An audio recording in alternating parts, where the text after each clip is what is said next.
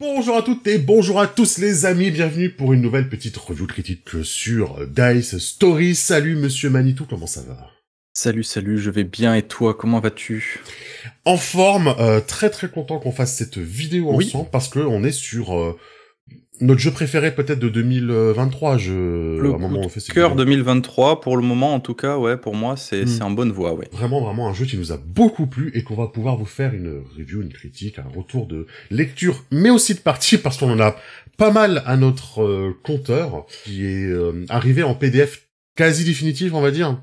PDF de Ouais. fin de travail qui a été livré aux souscripteurs en fin de travail vendredi ou jeudi. C'est ça, il y a à peine quelques jours en arrière, ouais. Donc on peut vous le proposer maintenant à la review, à la critique parce qu'on voilà, on l'a lu évidemment Oui. et on a testé pas mal. On a fait de ton côté une petite vingtaine de parties du coup maintenant. Ouais, un petit peu plus même, ouais. Ah ouais. Donc, En 6 mois, c'est pas mal, quoi. ça commence à faire, ouais, c'est vrai, Ouais, c'est vrai que c'est j'avoue. pas mal. J'avoue. Fabula Ultima, c'est un jeu de rôle qui est fait pour émuler les JRPG, les RPG C'est ça. japonais. Donc Voilà. Final Fantasy, Secret of Mana. En fait, je trouve que c'est un jeu, c'est très amusant parce que c'est un jeu où tous les trucs que je n'aime pas en règle générale dans le jeu de rôle, ben celui-là les propose, Ouais. en fait. Il les propose, sauf que je les aime.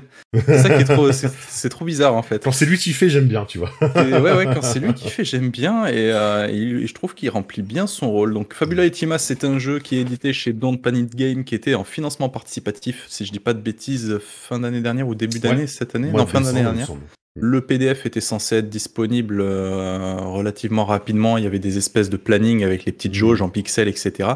Voilà, malheureusement, donc pour les personnes qui n'ont pas suivi la petite histoire, chez Don't Panic Game, il y a eu quelques soucis au niveau du community manager, au niveau de la personne qui s'occupe de relayer les informations. Il y en avait tout simplement pas. Donc la boîte a cherché des personnes, ça a recruté, ça a pas matché. Du coup, les gens ont un petit peu râlé. À tort, à raison, ça c'est encore autre chose, mais toujours est-il que le problème c'est que la communication ne pouvait pas être faite. Donc là, visiblement, les choses sont rentrées dans l'ordre. On a Julie donc qui est chez eux maintenant et qui est une personne très agréable. Ouais, vraiment. On a discuté un petit peu avec elle, on a fait quelques échanges par mail, donc très agréable. Elle a répondu à beaucoup de commentaires sur la plateforme. Les PDF sont arrivés quasiment après, dans la semaine où elle a pris son job, les PDF sont arrivés. Donc voilà, je pense que c'était un petit ratage de la part de la boîte, mais ils ont visiblement la volonté de rectifier les choses. Ouais. C'est un jeu de rôle d'Emanuele Galetto, jeu de rôle italien édité chez Router de mémoire. Donc encore une fois, bravo, le jeu de rôle italien nous livrait des excellents trucs japonais. des excellents jeux, tout simplement. Alors, de quoi ça parle? Sont des ressources, et c'est un système des ressources, etc., pour inventer votre propre monde. Il n'y a pas de monde livré avec le jeu, il n'y a pas de background. En fait, on va inventer son propre monde en collaboration MJPJ pour créer un jeu de rôle qui va émuler les jeux de rôle RPG japonais. Tout simplement. Donc l'auteur, d'abord il y a des petits avant-propos où l'auteur et l'éditeur nous rappellent combien ils étaient amoureux de Tifa, et oui, tout le monde était amoureux de Tifa dans notre génération, ne vous inquiétez pas, c'est normal, et grâce à la réédition des FF7, la nouvelle génération aussi sera amoureuse de Tifa. Voilà. Comment se découpe le jeu? On a toute la partie règles directes, en fait, c'est-à-dire les différents mondes disponibles, on va en parler, mondes que vous avez créés, pas des mondes proposés, des mondes que vous avez créés. Toute la partie collaborative pour créer, c'est un jeu de rôle qui est très très collaboratif, vous allez voir. Ensuite, les tests, les échecs, les réussites, etc., les difficultés, les voyages, comment ça fonctionne, les sorts, les horloges de difficulté, les rituels et compagnie, l'initiative et le matériel. Il y a les points Fabula, les points Ultima, parce que Fabula Ultima, c'est pas que une référence à Final Fantasy, c'est aussi une mécanique de jeu, Fabula et Ultima. On a ensuite la création de personnages, avec les archétypes de personnages que vous allez mixer, on va en reparler évidemment. Toute la partie MJ sur concevoir des scénarios, qui est vraiment bien foutu. Concevoir des objets, concevoir des monstres, qui est génial aussi, c'est génial. Et un bestiaire déjà préétabli. Donc on est vraiment sur une boîte à outils, c'est-à-dire qu'on vous donne tous les outils pour fabriquer vous-même votre monde selon votre convenance. On va le voir un tout petit peu plus tard. Il y a des différentes thématiques de la nature fantasy, on peut faire plusieurs thèmes différents, mais l'accent vraiment est mis sur la collaboration entre les participants à la table pour façonner un monde dans lequel vous avez vraiment envie de vous investir. Donc d'ailleurs, on commence d'abord par façonner le monde avant de faire les personnages pour pouvoir les adapter justement. Exactement. Et ça marche très bien. C'est très très bien. Il y a une petite vibe PBTA, tu sais, créer ensemble quelque chose. C'est vrai. Et j'ai vraiment adoré faire ça avec vous. Les 8 piliers du jeu, c'est quoi? C'est en gros, voilà, si vous jouez à ce jeu, à quoi il faut s'attendre et qu'est-ce que vous allez y trouver. Antiquité ruinée et contrat impitoyable, un monde en péril, des communautés en conflit. Tout a une âme, magie et technologie, des héros de toute taille, de toute forme, tout tourne autour des héros et mystère, découverte et évolution. C'est ça, tout ce qu'on aime, quoi. La High Fantasy, donc je pense que ça parle à énormément de personnes, hein, si vous voulez vraiment jouer les héros super flamboyants avec de la magie en veux-tu en voilà, des trucs bling bling dans tous les sens, voilà, pour pousser la fantasy vraiment loin, c'est la High Fantasy qu'il vous faut.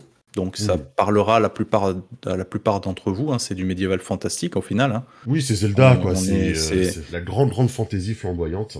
C'est ça. Le premier Final Fantasy d'ailleurs, les 1, les 2, etc. Oui. Avec de la magie vraiment puissante et omniprésente et très importante. C'est ça, exactement. Donc voilà, si vous est proposé pour jouer dans un univers plutôt high fantasy, qui est un des cadres possibles pour le jeu. 4, c'est pas mal. Ensuite, on a le natural fantasy, la fantasy ou nature. Fantasy qui, selon moi, se rapproche un petit peu plus de tout ce qui est Secret of Mana, peut-être. Final Fantasy X. Final Fantasy X aussi, oui. La référence. Un monde où voilà, la nature est vraiment costaud, vraiment très forte, où on vit dans des petits villages, c'est pas vraiment des grosses villes, etc. Où la magie est quand même aussi présente ou quoi, mais moins accessible peut-être, moins flamboyante pour les héros. Un monde où, après, selon comment on articule ça, mais où la technologie au final n'est pas très présente, ou de façon très modérée, donc pas très évoluée. Donc ouais, moi je le vois, pour moi la natural fantasy c'est vraiment très orienté exploration et aventure en fait. Oui. Très découverte, très voyage effectivement, avec la découverte de nouvelles faunes, flore, ce genre de choses.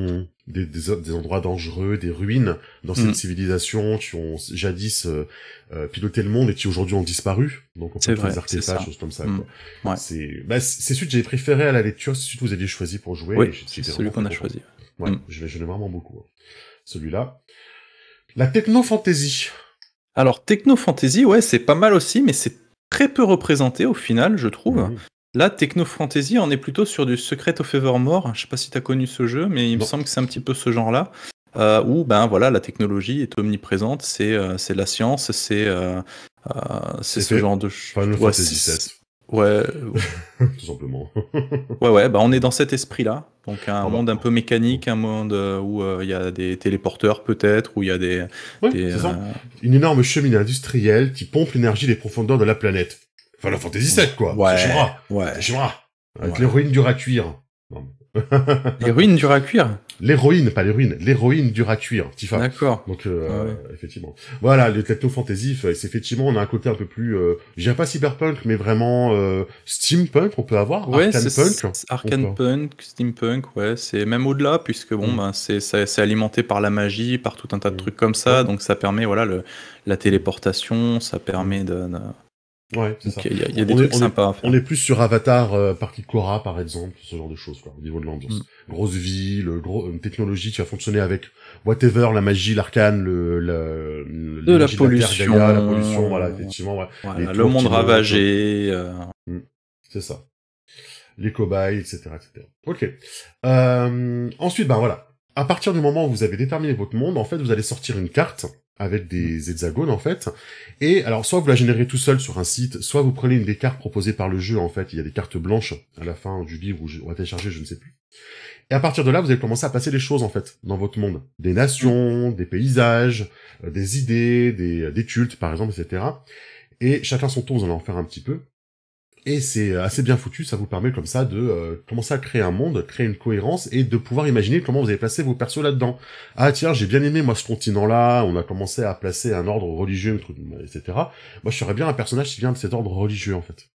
Tout simplement. Si tu peux nous faire par exemple un résumé de ce qu'on a créé nous dans ta campagne, et puis je ferai pareil pour la mienne, vraiment de façon très succincte. Ok. De l'autre côté du coup, on a créé le groupe, donc c'est page 152, comme ça vous verrez en même temps. Hop. Il faut choisir en fait l'orientation du groupe. en fait, l'identité du groupe. C'est-à-dire, est-ce qu'on veut avoir un groupe qui est un groupe de résistants? Est-ce qu'on veut un groupe qui est qui va escorter un élu? Est-ce qu'on veut un groupe qui va être des mercenaires qui vont traverser le monde, etc. En fait, le jeu nous propose plusieurs styles de groupes à choisir. De notre côté, on avait choisi du coup de pouvoir protéger un élu parce que le côté natural fantasy invite aussi à faire voyager en fait le groupe. Et voyager le groupe, ça veut dire voyage initiatique. Voyage initiatique, c'est souvent, bah voilà, on a un personnage, un héros qui va essayer d'évoluer. Donc on est parti de l'idée finalement d'avoir un élu qui va voyager dans le monde pour accomplir sa quête, en fait, son destin et sauver le monde à la fin, quoi. Ouais. À la fin de Fantasy X.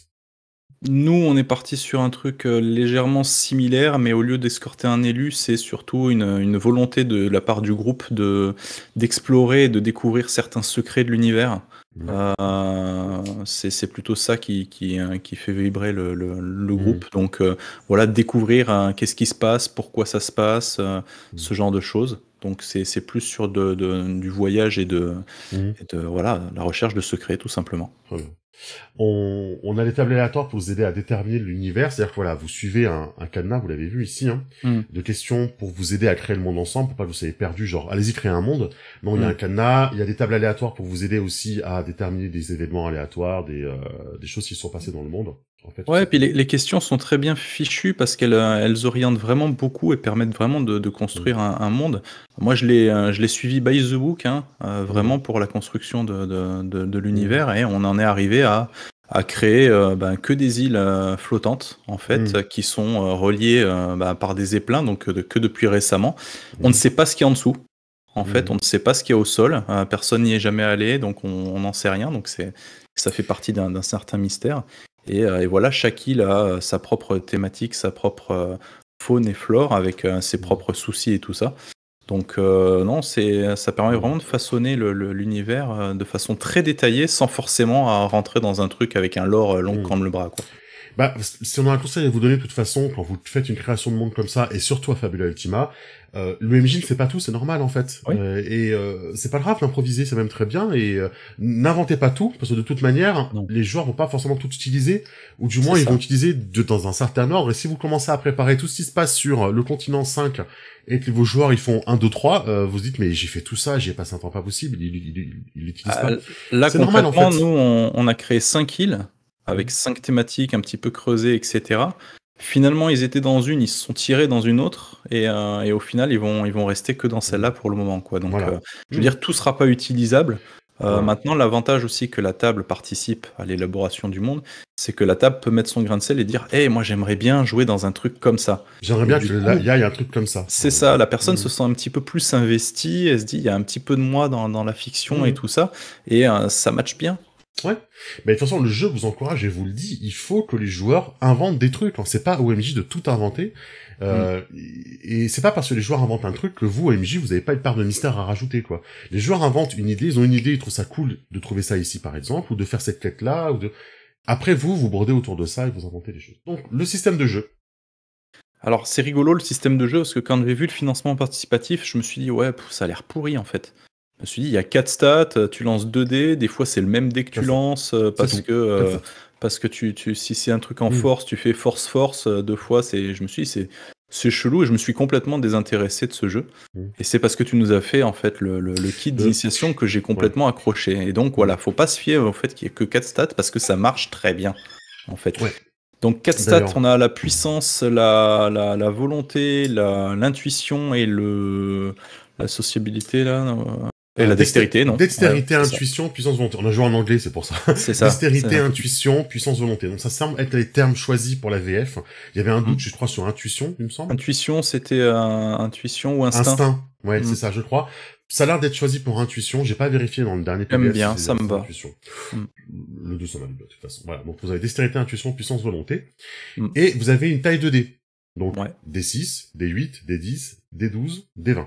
Ok? Sur vos stats. Quand vous créez votre personnage, ou les monstres, c'est pareil, ça marche pareil. Quand vous faites un jet, vous cumulez 2 statistiques, en fait, tout simplement. Par exemple, si vous faites vous pouvez faire un jet de puissance dextérité pour attaquer, par exemple. Si vous tirez à l'arc, par exemple, ou si vous avez un fleuret, etc., vous pouvez faire puissance dextérité pour votre jet. Oui. Si c'est de la magie, ça peut être puissance volonté ou intuition volonté, ça dépend du sort, en fait, ça dépend de votre Ouais, ça description. dépend en fait de pas mal de choses, parce que moi, mon personnage tire avec un fusil, et c'est dextérité intuition. Parce que voilà, ça dépend de pas mal de choses. Donc en fait, rien n'est vraiment figé. Les classes de personnages arrivent aussi avec leurs propres spécificités, leurs propres moves spécifiques. Par exemple, si vous utilisez telle arme, mais que vous n'êtes pas du tout fort, vous allez peut-être pouvoir l'utiliser justement avec la dextérité au lieu de la puissance. Donc voilà, ça match un petit peu comme ça. Les classes vont venir avec des capacités qui vont vous dire faut faire double puissance ou puissance volonté, etc. C'est ça. Et donc ça oriente un petit peu qu'est-ce que vous allez mettre comme dans vos stats par rapport à quels sont les stats de votre archétype, on va dire. Voilà. Et donc on a une espèce de difficulté à dépasser.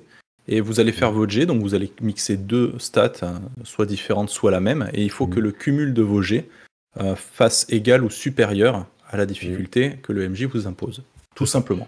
Soit la difficulté du MJ, soit un jet en opposition avec le PNJ, soit défense du PNJ, tout simplement, quoi. Sachant qu'il y a des stats, il y a des trucs, etc. dans vos moves, dans les classes de personnages qui font que vous allez peut-être obtenir un +1, un +2, un +3, etc. à vos jets. Donc voilà, vous lancez vos 2 dés, +1, +2, +3.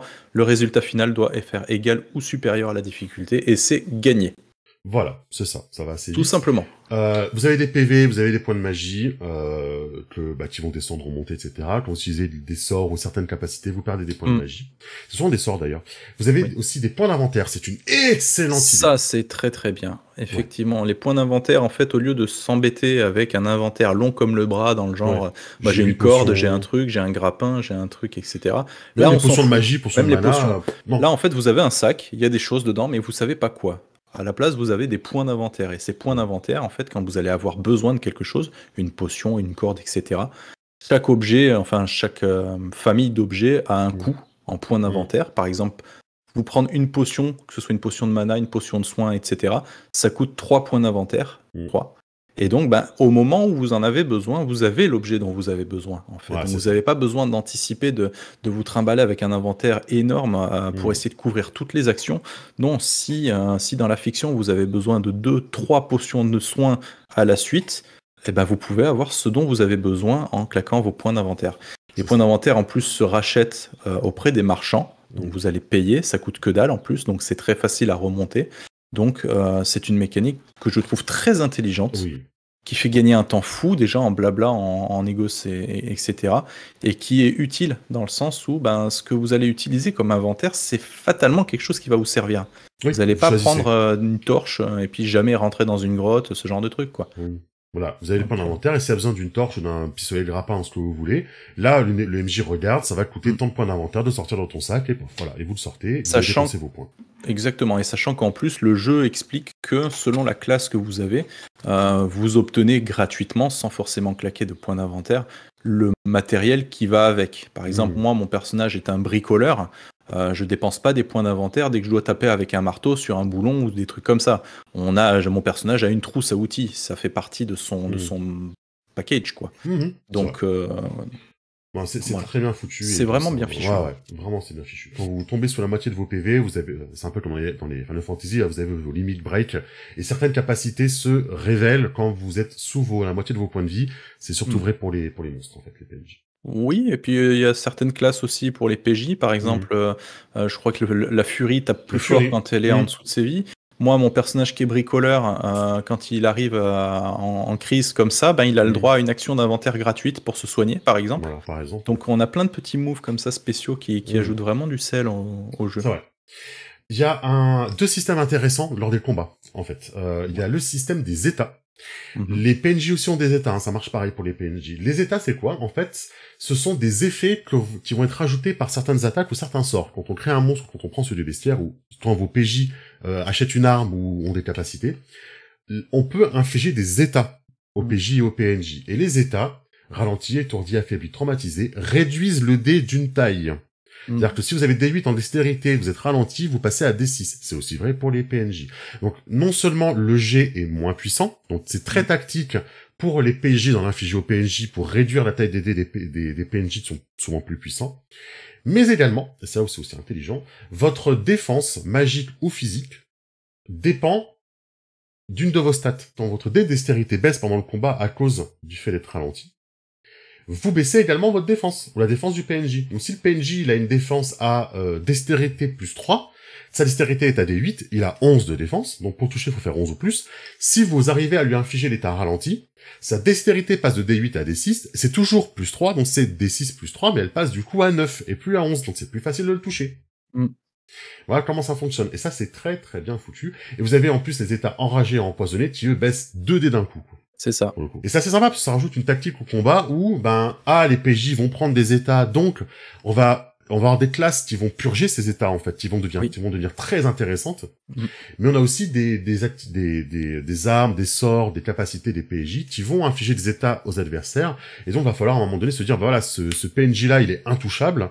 Notre but, ça va être d'utiliser un sort magique, du coup, sa défense magique, pour lui faire baisser sa défense physique, sa dextérité, en infligeant ralenti, par exemple, un sort qui inflige ralenti, pour que les gens au corps à corps puissent toucher plus facilement. Ouais. Ça, c'est la première des 2 mécaniques principales de ce jeu. La deuxième mécanique est un petit peu plus subtile, mais au début, ça me faisait un petit peu peur. Je me suis dit, ouais, ça ralentit vachement le jeu, ça va être un petit peu lourd. Et en fin de compte, ça marche très bien. C'est, comment on appelle ça déjà, les sensibilités... les résistances. Les résistances, voilà. Les sensibilités. C'est-à-dire que quand on crée un monstre, quand on crée une adversité ou quoi, on choisit de lui mettre, par exemple, il va être résistant au feu, il va être sensible à la glace. Il va absorber... invulnérable à l'électricité. Voilà, donc vous ça. avez plusieurs... je crois qu'il y a 6 ou 7 éléments au total. Il y a le feu, la glace, le vent, la terre... Il y a le poison, la lumière et les ténèbres. Voilà. Je crois que j'en ai pas oublié. Et donc voilà, quand vous créez vos personnages, vous pouvez dire tiens, moi ce monstre il va être résistant au feu. Donc ça veut dire quoi résistance? Ça veut dire que quand vous allez faire des dégâts de feu sur ce monstre, il prendra que la moitié des dégâts que vous infligerez. À côté de ça, si il est sensible à la glace, s'il prend des dégâts de glace, l'adversaire va prendre 2 fois plus cher. Et s'il est invulnérable à un truc, il prendra rien du tout en fait. C'est ça. Voilà. Donc c'est quand même très très bien foutu, ce qui fait que ça rajoute encore un aspect technique, un aspect tactique plutôt, au combat, puisque on a des capacités, on a certaines choses qui sont disponibles pour pouvoir faire des dégâts élémentaires différents. Mon personnage, par exemple, il a un fusil. Si je dépense des points d'inventaire, je peux changer la polarité de mon fusil pour infliger des dégâts élémentaires différents. Donc, si je suis en électrique, je dépense 2 points d'inventaire, je peux passer en glace. Et du coup, ça me permet une espèce de polyvalence pour pouvoir faire des dégâts un petit peu supérieurs selon la créature qu'on a en face. Donc entre les états, entre les résistances élémentaires, certaines créatures qui ne peuvent être touchées que par du distance parce qu'elles volent, ou d'autres qui sont plus sensibles justement parce qu'ils ont une faible défense au corps à corps. Donc voilà, en fait, on est vraiment dans une ambiance où l'équipe doit se compléter pour arriver à travailler ensemble pour surmonter une adversité. Et c'est un constat qu'on s'est fait avec Kiefer, c'est-à-dire que nous, les combats, on aime bien dans tous les jeux, mais on aime bien quand ça va vite quand même. Quand ça apporte quelque chose, ça va vite. Voilà, quand ça apporte quelque chose d'intéressant en fait à la fiction. Si c'est pour juste buter des loups en sortant de la forêt parce qu'on s'est fait aggro, déjà il y a peu d'intérêt selon notre point de vue, et en plus le combat n'est pas intéressant parce que c'est vas-y frappe, allez à toi, à moi, à toi. En fait c'est chiant, on fait juste lancer les dés, on fait juste du chiffre, c'est pas intéressant. Et là, ce jeu propose vraiment un aspect tactique sans le côté chiant du truc. C'est-à-dire que vous n'avez pas besoin de mesurer les cases, les trucs comme ça. On s'embête pas non plus jusque-là, même si concrètement on pourrait le faire, pourquoi pas. Ouais, mais c'est ça l'esprit. Le JRPG, vous êtes tous alignés et vous tapez si vous voulez dans tous les sens et vous revenez à votre place. C'est un petit peu ça. Par contre, on est dans une mécanique où il faut se creuser un petit peu la tête, où en fait, quand vous avez un monstre que vous n'avez jamais vu, vous ne connaissez pas ses vulnérabilités. Donc soit vous allez essayer un petit peu à l'aveugle de faire des petits coups de différents éléments et tout ça pour paf, ça y est, vous avez trouvé comme dans un jeu vidéo, vous connaissez pas le boss, vous essayez des trucs, paf, tiens, il est résistant au feu, vous adaptez. Soit vous avez des moves spécifiques qui sont de l'analyse.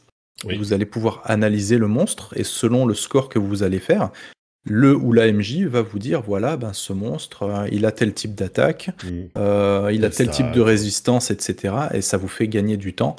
Ça vous permet d'établir une stratégie assez rapide. Autre point stratégique en combat, parce que le combat c'est évidemment un petit peu au cœur du truc, mais il n'y a pas que ça, vous verrez, c'est que il n'y a pas de turn order défini, c'est tel PJ1 après PJ2, PJ... En fait, c'est à chaque tour, vous choisissez parmi les PJ qui va jouer en premier, en deuxième, en troisième, en fait. C'est le tour des PJ, donc vous prenez un des PJ qui a pas joué, et il peut jouer, en fait. C'est-à-dire que vous allez pouvoir adapter, Manitou, c'est pas celui qui a la meilleure initiative, mais c'est celui qui est le meilleur pour analyser les monstres. Donc, c'est le tour des PJ, on va mettre Manitou en premier, parce que lui, il va analyser. Ensuite, le tour suivant, mince, on a pris très cher, on va remettre le soigneur qui va jouer en premier pour qu'il soigne tout le monde avant que le monstre attaque, en fait.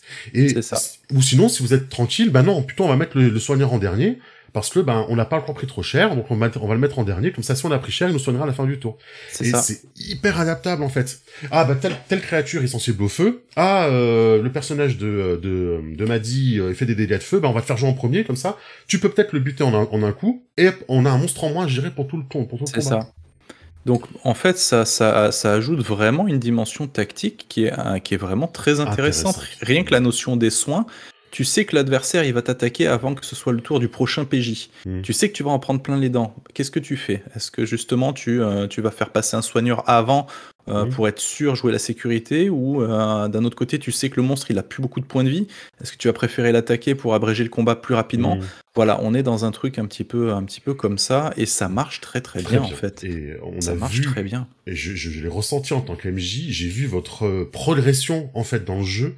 Où, entre le premier combat que vous avez fait et les ceux que vous faites maintenant, à quel point vous avez progressé dans votre travail d'équipe. Et je le dis, c'est le jeu où je trouve vraiment qu'il y a le plus de travail d'équipe, où je ressens vraiment le travail d'équipe dans ce jeu-là. Complètement. Je le ressens vraiment dans les combats, parce que c'est des combats mécaniques, dont je compare avec tous les autres jeux aux combats mécaniques, mais je ressens vraiment le travail d'équipe dans le jeu. Vraiment. Ouais, et votre progression.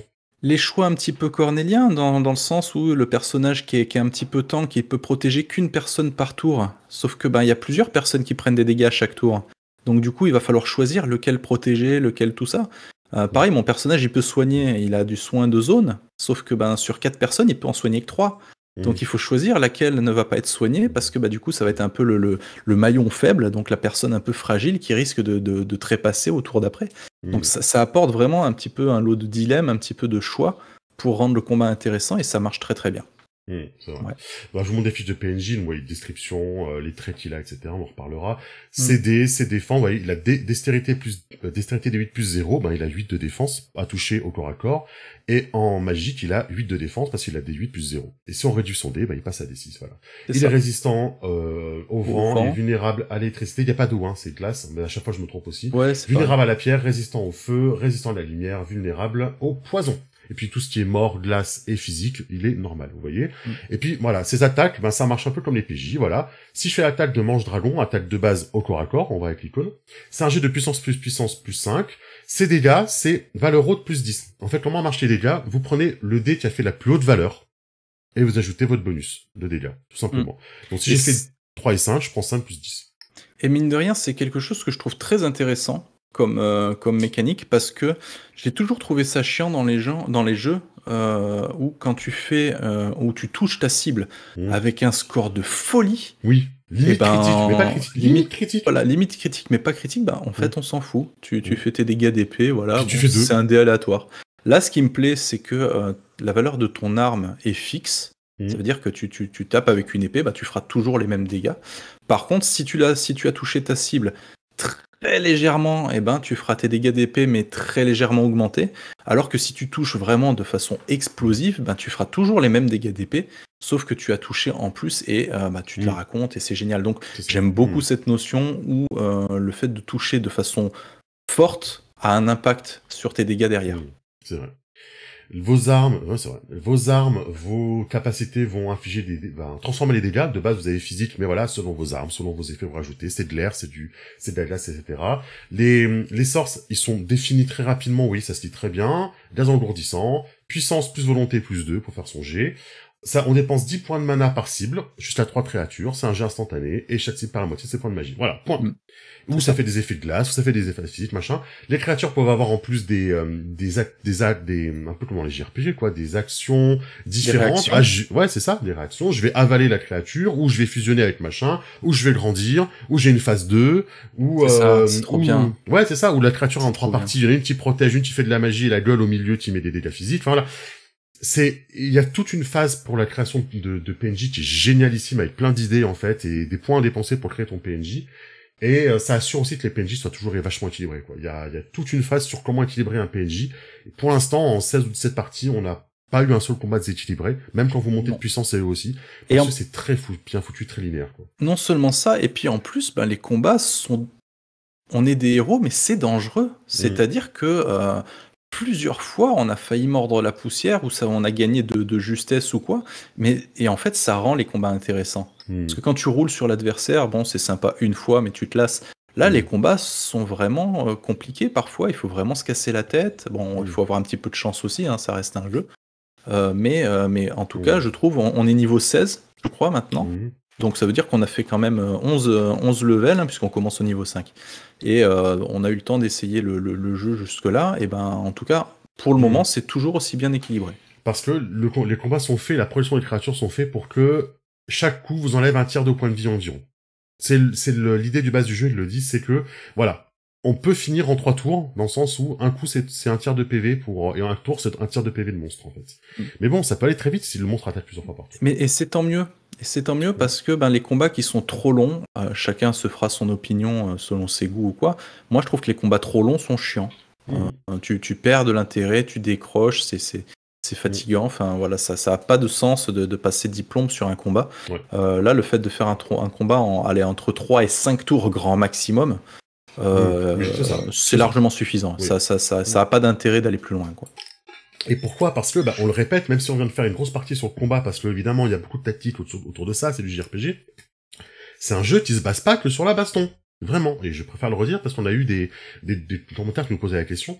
C'est pas un jeu qui mise tout sur la baston. On a fait certaines séances en baston.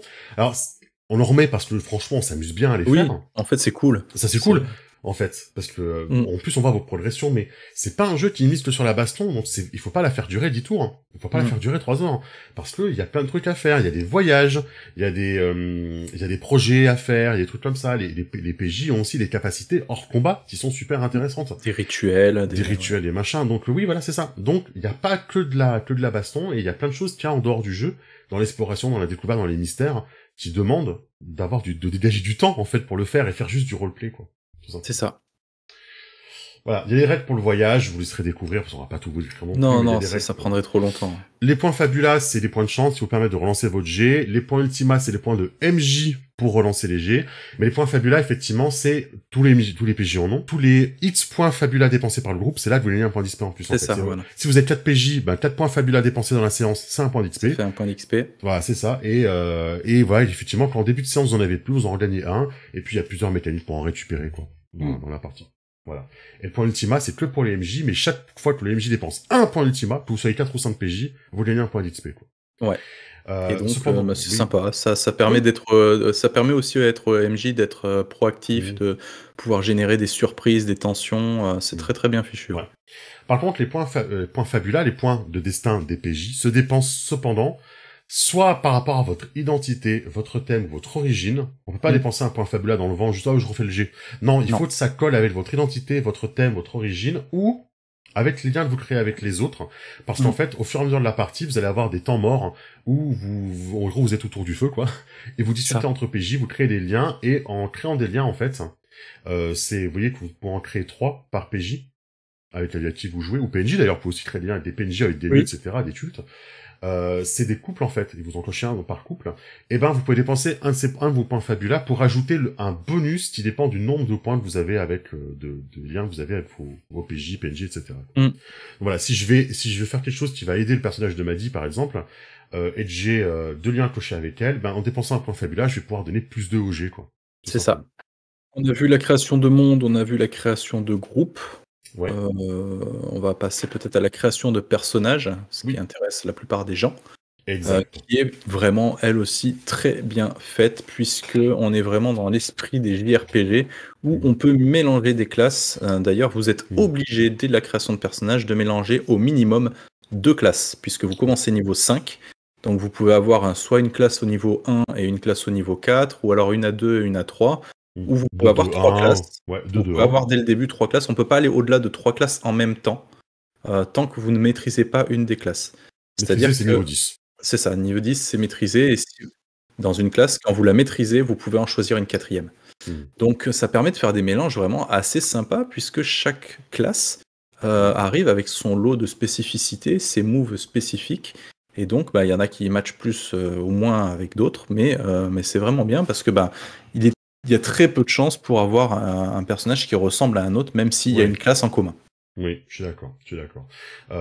Parce que vous avez créé des interactions différentes selon les classes que vous avez, quoi. Un soigneur qui a aussi une classe de corps à corps, ça va pas être pareil qu'un soigneur qui a une deuxième classe de magie, en fait. Ils vont pas et puis en plus, même au niveau soigneur, ça dépend de quoi, parce que ça peut être un soigneur magique, ça peut être un alchimiste qui soigne avec ses potions. Le corps à corps, ça peut être plein de trucs différents, ça peut être le maître d'armes qui va se battre forcément donc avec des armes. Ça peut être le Fury qui lui va plutôt y aller au point. Vous avez les espèces de ninjas, vous avez, en corps à corps, il y en a plein de différents, tout comme à distance d'ailleurs, et tout comme en magie. Voilà. Le jeu vous propose archétypes pré-créés, genre alchimiste c'est bricoleur niveau 3, voyageur niveau 2. Le bretteur c'est arcaniste, c'est élémentaliste plus spirit, c'est soigneur plus maître d'armes. Vous avez le sage, c'est élémentaliste et maître érudit. Et c'est quoi en fait tous ces trucs? Ce sont des archétypes qu'après vous avez décrits plus loin. Genre là, on va arriver sur la page de l'arcaniste, c'est l'invocateur en gros, qui va invoquer des puissances comment on va appeler ça, parce que c'est des arcanas, quoi, c'est des arcanas. Oui, des invocations, c'est clairement dans Final Fantasy. Voilà, c'est ça, c'est Ifrit, c'est Shiva, c'est exactement. Orbital et compagnie, quoi. Et ça, c'est juste un archétype qu'il faut mixer à un autre, hein, d'accord. Là, vous avez des idées d'archétypes globaux. C'est ça, ce sont des exemples, en fait, qui matchent bien et qui vous permettent de vous lancer très vite sans trop regarder dans le détail. Maintenant, vous êtes libre de ne pas les suivre et de faire votre mélange à votre sauce, en fait. C'est ça, voilà. Et là, du coup, après, vous avez normalement les classes que vous allez pouvoir mixer. Donc, la première, c'est l'arcaniste, avec des idées d'arcana à invoquer, voilà. Donc, en gros, c'est l'arcana du chêne, du ciel, du machin. C'est Shiva, c'est Ifrit, c'est machin. Il y en a certains qui vous téléportent, il y en a certains qui font des dégâts de feu, il y en a certains qui vous protègent. Et en fait, ils ont tous un effet, c'est trop bien. Ils ont tous un effet d'invocation et de renvoi. C'est-à-dire que quand vous l'invoquez, ça fait un effet passif, que vous gardez tant qu'ils sont là. Quand vous les renvoyez, hop, ça fait un effet, mais c'est un one-shot, cet effet. Et c'est trop cool. C'est trop cool. Voilà. Le bricoleur, tu lui vas faire des inventions que tu connais bien, qui lui va du coup créer des projets. Et ce qui est génial en plus avec le bricoleur, c'est qu'il y a 3 aspects complètement différentes qu'on ne peut pas avoir en même temps. Vous avez l'aspect potion, alchimie, où vous allez pouvoir faire plein de potions avec des effets complètement différents. Ça peut être des dégâts, ça peut être du soin, ça peut être de l'utilitaire, etc. Vous avez l'aspect invention, donc c'est ce que j'ai pris moi, où je peux faire j'ai un fusil énorme, où je peux faire des magisphères, des trucs comme ça. C'est très sympa. Des gros projets à long terme que tu vas faire très très vite pour créer des trucs super cool, quoi, pour le long. Et vous avez la dernière spé qui est des munitions, en fait, avec des effets, des éléments différents. Donc en fait, si vous tirez avec un fusil, vous avez l'aspect qui vous permet de tirer des balles de foudre, des balles de feu, selon ce que vous avez besoin. Comme Irvine dans FF8. C'est ça, et à haut niveau, vous avez même des espèces de balles ou de flèches vampiriques qui vous soignent à chaque fois que vous touchez, donc c'est très très sympa, sachant que voilà, en ne pouvant aller qu'au niveau 10, dans une classe, vous ne pouvez pas tout prendre. Donc le bricoleur, il ne pourra pas avoir les 3 spés en même temps, il va être obligé de choisir laquelle, maximiser, et du coup, ce qui fait que s'il y a 2 bricoleurs dans le groupe, ils auront peut-être 2-3 bricoles en commun, mais ce sera un perso complètement différent quand même, quoi. Si vous commencez, on compte niveau 5, si vous commencez avec Bricoleur 3, Chimériste 2, en fait, ça veut dire quoi? C'est-à-dire que vous avez mis 3 niveaux dans Bricoleur et 2 dans Chimériste. Et en fait, quand vous montez le niveau, vous gagnez un niveau, vous le mettez dans une de vos classes. Donc, soit vous recommencez une classe niveau 1 derrière, soit vous remettez un point dans Chimériste et vous faites, du coup, maintenant un Bricoleur 3, Chimériste 3, soit vous mettez un Bricoleur 4, Chimériste 2, mais du coup, votre classe ne peut pas monter à plus de 10. Vous pouvez pas monter à plus que Chimériste 10, Bricoleur 10, par exemple. Et donc, quand vous investissez un point d'expérience, en fait, vous gagnez une des capacités qui sont là, dans votre profil. Par exemple, consommation, on peut le prendre 5 fois. Ouais. Imitation de sort, on peut le prendre 10 fois. Si vous mettez 10 points, donc 10 niveaux dans imitation de sort, vous mettez 0 dans les autres, parce que vous avez fait vos 10 niveaux là-dedans. Du coup, C'est ça. vous pouvez faire 5 points dans imitation de sort, 2 dans consommation et 1 dans chimériste rituel. Le chimériste rituel, vous le prenez, il n'y en a pas d'autre. Après, c'est voilà, vous le prenez une fois, c'est fini. Par contre, consommation, vous pouvez monter 5 fois. Pourquoi? Parce qu'à chaque fois, ça va monter votre puissance dans cette capacité-là. Par exemple, consommation, vous récupérez NC x 2 points de mana magie quand vous touchez, en fait, avec une dague, par exemple. Bah, si vous avez investi 5 points dedans, vous gagnez 5 x 2 points de magie quand vous touchez. Si vous avez mis 1 point dedans, vous gagnez 1 x 2 points de magie, en fait. Donc, vous allez vraiment faire le perso que vous voulez, en le rentrant comme vous le souhaitez, quoi. Ouais. Voilà comment ça marche. C'est très bien foutu. Donc, ça peut paraître un petit peu intimidant au début, parce que, il y a quand même beaucoup de classes. Franchement, ça va. Chaque classe a ses propres spécificités et tout ça. Donc, quand on veut vraiment faire un perso qui nous plaît, il y a quand même pas mal d'informations à lire. C'est vrai que ça peut être un petit peu intimidant, mais c'est très sympa quand même. J'ai trouvé que moi, j'ai pris un malin plaisir à créer des persos. C'est trop bien, en fait. Ouais, c'est vraiment bien. Le chimériste, c'est celui qui va être lié aux bêtes, et en fait, il va apprendre les sorts des autres créatures, en fait.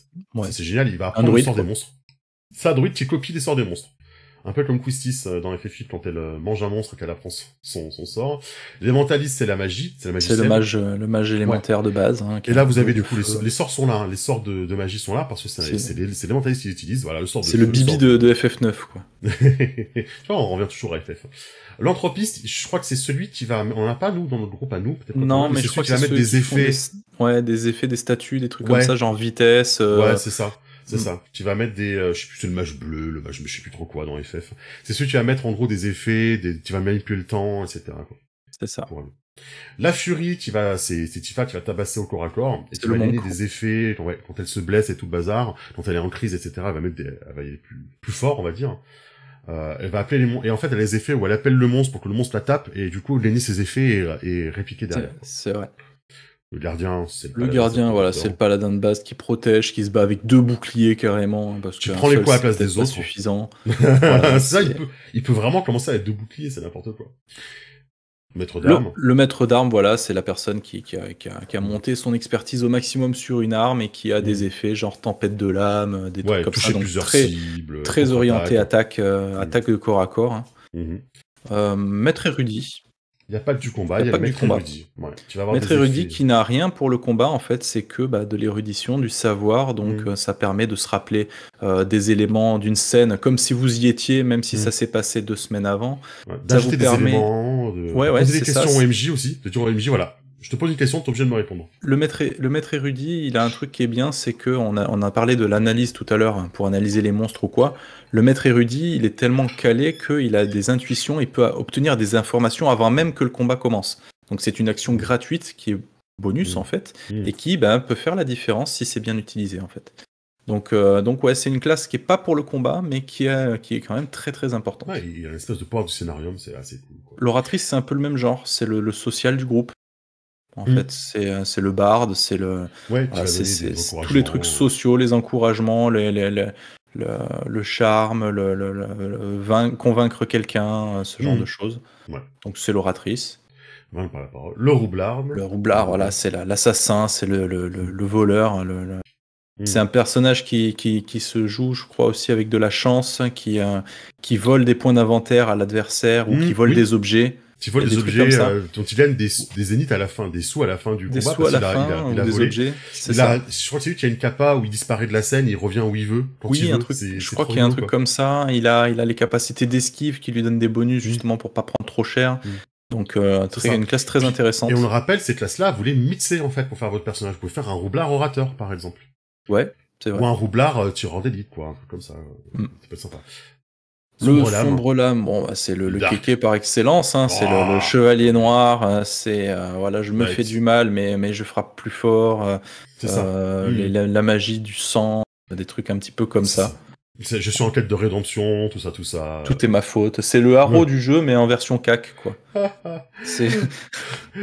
Le spirit, c'est le soigneur qui va avoir accès à tous les rituels. C'est-à-dire qu'il y a un effet qui est pas prévu par le jeu, par la magie, en fait. Vous allez faire un rituel pour déterminer, voilà, je vais faire ça, telle ampleur, telle distance, en combien de temps, ça crée une difficulté, des points de magie à dépenser, vous lancez votre jet, si c'est réussi, c'est bon, vous y allez, quoi. Ça peut être de la téléportation, ça peut être de la divination, ça peut être... Puis un bouclier qui protège une ville qui se fait submerger par un tsunami, voilà, c'est un rituel. Dans ma partie, il y avait mon groupe qui donc devait prendre un zeppelin pour partir, et les voyages en zeppelin sont encore très dangereux, c'est pas un truc qu'ils maîtrisent bien. Et j'ai une des joueuses donc qui joue Spirit, je crois, je me rappelle plus, mais qui en gros a voulu faire un rituel de bénédiction du vent pour que le vent soit favorable, pour que la traversée se passe bien. L'idée était bonne, l'idée n'était pas bon par contre. Ouais, par contre, ça c'est autre chose. Mais j'aimais bien l'idée, quoi. Voilà. La Spirit, du coup, a des sorts de soins et de protection. Tireur d'élite. C'est le DPS distance par excellence du jeu, hein. Arc, arbalète, fusil, tout ce que vous voulez, pistolet. Mais le tireur d'élite, c'est pas le ranger avec le pet. Je crois que le pet, c'est un autre archétype. Le pet, c'est un autre. Voilà, c'est ça. Le tireur d'élite, c'est vraiment l'archer. C'est l'archer, c'est le sniper, c'est... Le pistolero, ouais. Le pistolero. Voilà, après, voilà, il a que des techniques du genre, j'augmente mes dégâts sur une cible, ou je peux faire du multi-cible, ou je fais un tir de semonce pour je sais plus quoi. Il y a même un move où, en fait, si tu te fais cibler par une créature qui attaque à distance, tu peux lui tirer dessus en retour et annuler ses dégâts. Donc il y a des trucs en réaction, donc c'est vraiment un gros DPS, mais uniquement distance. Ouais, vraiment les classes sont différentes. Le voyageur. Et le voyageur, par contre, c'est lui qui a le pet, si je dis pas de conneries. Oui, le voyageur, voilà, qui peut dresser un animal, donc du coup, si vous le mixez au tireur d'élite, ben vous avez le rôdeur. Le ranger, ouais, le ranger, c'est ça. Et le voyageur, il a des effets pour justement tout ce qui est jet de voyage, parce que on a dit tout à l'heure, mais il y a des jets de voyage en fait. C'est ça. Quand vous voyagez d'une zone à l'autre, en fait, vous comptez le nombre de cases que vous avancez sur votre carte. Je vous ai dit qu'elle était hexagonale. Et en fait, il y a des jets à faire pour savoir comment se passe votre voyage, et le voyageur va faciliter ce voyage en fait. Pareil, si vous devez vous reposer pendant un voyage, ça coûte des points d'inventaire. Et donc voilà, le voyageur va avoir des effets pour réduire ce nombre de points d'inventaire. Et je crois même que le voyageur, ouais, il a des trucs pour regagner des points d'inventaire en fait, quand il peut avoir des trucs aussi, genre des infos quand il traverse une auberge, il va avoir des rumeurs, plein de trucs comme ça, c'est très sympa. On a ensuite tout ce qui est faire la première partie, créer des arcs narratifs un peu pour les MJ, quoi. Il y aura des aides, des tables aléatoires pour vous aider à créer votre première partie, votre mise en situation. Voilà, si votre groupe est plutôt mercenaire, voilà la mise en situation qu'on peut vous proposer. Si votre groupe est plutôt à protéger un élu, voilà quelques exemples de situations. Première partie, on commence en prison. Voilà, il y a plein d'idées pour commencer une première partie. Et après, il y a toute une partie MJ sur comment faire des scénarios, comment faire des arcs narratifs, comment faire des adversaires sympas. Il y a tout un passage aussi sur comment faire briller les PJ, c'est-à-dire si vous avez un spirit dans le groupe, si vous avez un arcaniste dans le groupe, comment vous allez faire des trucs qui intéressent ces archétypes-là, en fait. Et après toute une section sur les items, créer des donjons, on peut faire des petits donjons évidemment, mais des donjons, ils disent pas, faut faire case par case. Ils disent voilà, vous avez différents types de donjons, voilà, comment faire des donjons pour aller un peu plus vite, etc. Comment créer des sorts de PNJ, comment créer des PNJ, c'est une partie géniale, créer des PNJ, moi je l'adore. Je me fais plaisir, et c'est la première fois en je sais pas combien d'années de JDR que je m'éclate à créer des PNJ, en fait, des monstres. Ouais. Parce que tout est fait pour équilibrer déjà, il y a toute une partie sur l'équilibrage. Il y a 4 PJ, il y a 5 PJ, vous voulez un monstre qui a un niveau plus 10, plus 20, c'est telle difficulté, etc. Et après, plein de capas de PNJ. Voilà, plein de capas, vous avez des points à dépenser, votre PNJ il est niveau 20, c'est une bête, ou c'est une plante, ou c'est un machin, voilà, vous avez tant de trucs à dépenser, tant de compétences à prendre. Vos compétences, ça peut être d'augmenter les dégâts, vos compétences, ça peut être d'avoir plus de points de vie, vos compétences, ça peut être d'avaler un PJ vos compétences, ça peut être d'avoir un effet quand vous rentrez en crise. Il y a plein de trucs. Ouais, effectivement. Sachant qu'en plus, il y a une espèce d'évolution naturelle qui se fait, puisque quand vous commencez à prendre des sorts ou quoi, on vous dit, voilà, avec tel truc, vous avez le droit à 3 sorts. Bon, ok. Mais tu te dis, si on joue beaucoup, que j'arrive à niveau 20, niveau 30, j'aurai toujours 3 sorts, c'est chiant. Bah non, parce qu'en fait, dans certaines techniques, quand vous apprenez des sorts, on vous dit, une fois que vous êtes niveau 20, vous ajoutez 2 sorts à votre liste de trucs maîtrisés, et une fois que vous êtes niveau 40, vous en apprenez 2 de plus. Et au final, c'est des trucs qui sont gratuits, en fait, puisque vous n'investissez plus de points supplémentaires dessus dans vos classes. C'est un truc que vous avez déjà payé, mais en prenant de l'XP, voilà, ça augmente tout seul, tout comme les points de vie qui augmentent à chaque niveau, ça augmente un petit peu. Et ça, c'est un truc aussi que je trouve très bien, c'est qu'on augmente un petit peu les points de vie à chaque niveau, mais on n'atteint pas des trucs genre 490 points de vie, 630, où tu finis par te casser la tête à compter. Même la défense, elle augmente pas beaucoup, quoi. Et pareil, vos jets pour toucher, plus 1, c'est déjà énorme. Et en fait, il y a très peu de choses, genre même quasiment pas d'objets ou de capas, qui vont augmenter votre jet pour toucher, en fait. C'est ça. Un objet de défense qui va vous donner plus 3 en défense, c'est un objet légendaire. C'est un truc de c'est ouf, très quoi. très fort. Et mais ça existe. Et c'est ça qui est cool, c'est que dans tous les objets, vous avez une liste d'objets déjà prédéfinis, mais vous pouvez créer les vôtres. Et en fait, il y a plein d'effets différents. Par exemple, vous avez une bague qui vous permet, je ne sais pas moi, d'avoir des dégâts de feu plus forts. Vous avez une bague qui vous dit que quand vous soignez quelqu'un, une bague ou une amulette ou n'importe quoi, ou moi c'était une tenue, je crois, c'était une tenue que j'avais, qui me disait que si je soigne quelqu'un, ben, je le soigne de 5 points de vie en plus. Oui. Donc plein de petits effets comme ça qui sont pas forcément que des trucs pour les dégâts ou que pour des trucs gonfler les stats. Et ça marche très très bien. Ouais. Exactement. La progression des personnages se font pas en boostant les stats comme beaucoup de jeux qui fait qu'à la fin on a des stats débiles, délirantes, et on doit mettre des monstres de plus en plus délirants en termes de points de vie, de défense, on tombe sur des défenses à 20 parce que vous devenez trop fort. Là, comme vos stats augmentent peu, c'est-à-dire que là vous êtes niveau 16, vous n'avez toujours pas augmenté vos dés de stats, hein. Vous êtes toujours au stade du début du jeu, que les bonus pour toucher augmentent très peu. Et en fait, comment vos PJ progressent? Ben, ils progressent sur tout ce qui est le panel de compétences que vous avez, donc vous touchez à plus de choses. Vous optimisez vos capas de base aussi, elles deviennent plus puissantes, et vous avez accès à des compétences et du matériel qui vous permet de couvrir plus de problèmes, donc c'est-à-dire plus de, comme on l'a dit tout à l'heure, plus d'état.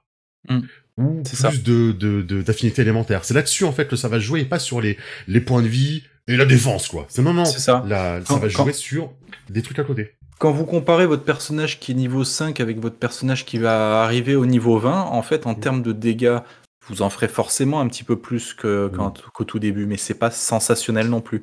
Par contre, au niveau 20, vous aurez un panel de compétences qui sera beaucoup plus large et qui vous permettra d'avoir plus de choix tactiques, en fait, et de répondre plus facilement aux différentes menaces auxquelles vous êtes confrontés. Exactement. Voilà. Et c'est ça, en fait, l'évolution. Là où avant vous purgiez un état, peut-être au niveau 20, vous allez en purger 2 d'un coup. Oui. Ça va jouer là-dessus, en fait, votre progression. Et pas sur, je passe de plus 1 à plus 10 pour toucher, quoi.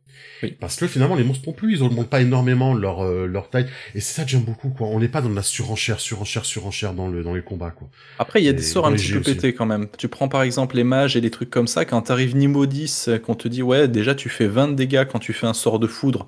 Par contre, ça te coûte une blinde en mana, hein, clairement. Une blinde en mana. Ça fait très mal. Quand t'arrives niveau 10 et qu'on te dit maintenant tu peux apprendre Météore, c'est quand même cool. Par contre, tu le spammes pas. C'est ça. Tu le spammes pas, puisque la gestion de ressources est très bien faite, puisque les sorts sont très puissants, c'est vrai, mais ils coûtent très cher en mana.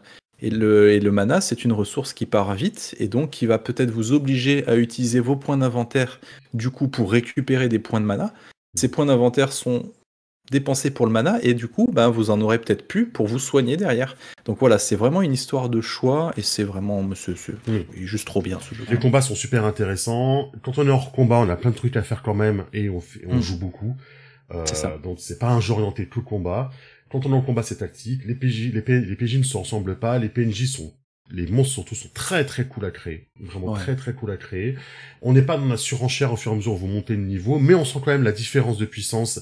Et je le répète, mais on sent vraiment la progression dans le groupe, quoi. Comment la tactique de groupe, on la sent progresser quand vous apprenez à vous connaître, à connaître vos capacités aux uns aux autres, quoi. Encore deux petits trucs à dire sur ce jeu pour terminer. Donc, l'auteur du jeu italien continue de faire du contenu sur son Patreon. Donc, vous donnez son Patreon et vous recevez du contenu. En gros, c'est des nouvelles classes qu'il teste, en fait. Il teste des classes, vous les recevez en avant-première, vous les testez, vous faites des retours, et après, quand elles sont prêtes, il les sort, en fait. Et on a, par exemple, la nécromancienne, qui était gratos, à avoir, qui était terminée, qui est jouable, mais qui est que en anglais et en italien. Et dernièrement, pour la Saint-Valentin, je crois, on a eu l'As, il me semble. Non, c'était pas la Saint-Valentin, c'était le Poisson d'avril. Oui, Poisson d'avril, c'est ça. Et en fait, c'est le genre de Poisson d'avril où en fait les gens ont trouvé ça super cool et où les gens ont espéré en fait que cette classe sorte. Et j'ose espérer que s'ils le mettent comme ça, c'est que ça va être un truc vraiment sérieux. Elle est sortie en anglais, elle est jouable. Et en fait, quel est l'intérêt? Non seulement que c'est des nouvelles classes, mais justement c'est des nouvelles classes à mixer avec les anciennes. Donc ça vous fait encore un panel de choix, mais qui est à chaque fois de plus en plus gros, quoi. Et c'est pour ça que je vais râler et je vais insister dessus. Mais quand je vois des gens un peu toxiques qui râlent sur les PDF ils ont mis du temps à arriver, etc. Je peux comprendre la frustration. Moi le premier, j'attendais que ça de l'avoir l'avoir, le PDF. Mais d'un autre côté, bon, c'est un retard, mais j'ai envie de dire, le jeu, il n'en est pas moins bon pour autant. Le jeu est très très bon. Il faut lui donner sa chance. Si vous avez envie d'avoir un bon jeu, déjà, ben voilà, faut l'acheter. Mais c'est surtout que Don't Panic Games, c'est pas une boîte qui est réputée pour ses jeux de rôle. C'est une des premières tentatives. Il démarre. Il débute. Oui, il démarre. Mais c'est une des premières tentatives. C'est la première tentative, c'est celui-là. Ils vont faire aussi Cowboy Bebop, donc on va voir ce que ça donne. Mais ce que je veux dire, c'est que si vous avez envie que ce jeu soit suivi, une réussite, qu'il soit suivi, il faut lui donner sa chance, il faut acheter le bouquin, il faut que la boîte voit qu'il y a de l'intérêt, en fait, que ça suscite de l'intérêt sur ce jeu pour lui donner envie, en fait, de poursuivre et pas se retrouver avec une gamme pas morte-née, mais qui va être limitée parce qu'il n'y aura pas le suivi de gamme, quoi. C'est ça. Ce serait vraiment dommage. S'il reste de la gamme en VO, il y a un truc sur la High Fantasy qu'a écrit l'auteur, par exemple. Oui, c'est ça. Donc ce serait vraiment très dommage qu'on ne l'ait pas en traduit français, quoi. Vraiment. Ouais. Donc vraiment donner sa chance à ce jeu. Je pense que comme les PDF sont arrivés, il y a peut-être des personnes qui voudront le tester et qui du coup proposeront des parties peut-être sur internet en virtuel. Si vous jouez en présentiel, bon bah c'est très bien. Si vous jouez en virtuel, il y a une fiche Roll20, il y a une fiche amateur, hein, je crois non officielle mais trouvable gratuitement sur Foundry. C'est sur Foundry. Alors j'ai essayé, moi j'ai rien compris, mais parce que je bloque avec Foundry, mais il y en a une.